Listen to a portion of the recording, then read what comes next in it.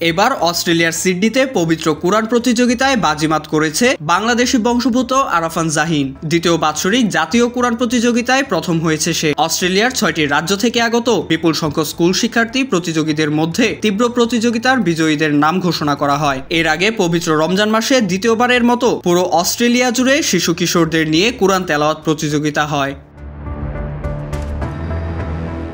অস্ট্রেলিয়ায় দ্বিতীয় বাৎসরিক জাতীয় কুরআন প্রতিযোগিতার আয়োজন করা হয়। এতে অংশ নেয় বিষয়ভিত্তিক বিভিন্ন গ্রুপে প্রায় ২,০০০ প্রতিযোগী। একই প্রতিযোগিতায় দুই পারা কুরআন মুখস্থ করায় অংশ নেয় ৩৫০ জনেরও বেশি প্রতিযোগী।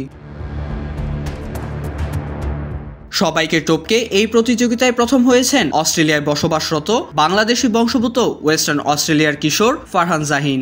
গেল শনিবার সিডনির ব্যাংকস্টাউনের ব্রায়ান ব্রাউন থিয়েটারে আল তাজকিরা ইনস্টিটিউটের উদ্যোগে দিনব্যাপী এ কুরআন প্রতিযোগিতা অনুষ্ঠিত হয়।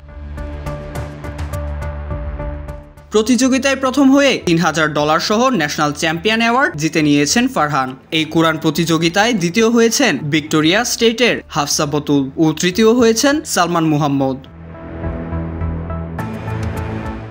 আয়োজকরা জানান, অস্ট্রেলিয়ার অন্তত ৬টি রাজ্য থেকে আগত বিপুল সংখ্যক স্কুল শিক্ষার্থীর মধ্যে প্রতিযোগিতা হয়। বলা হয়, রমজান মাসে সারা অস্ট্রেলিয়ায় প্রায় ৫০টি ইসলামিক শিক্ষা প্রতিষ্ঠান ও ৩০টি মসজিদ এই প্রতিযোগিতায় যুক্ত ছিল। পুরো প্রতিযোগিতা কর্মসূচিতে বিচারক ও আয়োজক হিসেবে ছিলেন ৭০ জনেরও বেশি ধর্মীয় ব্যক্তিত্ব ও ইমাম।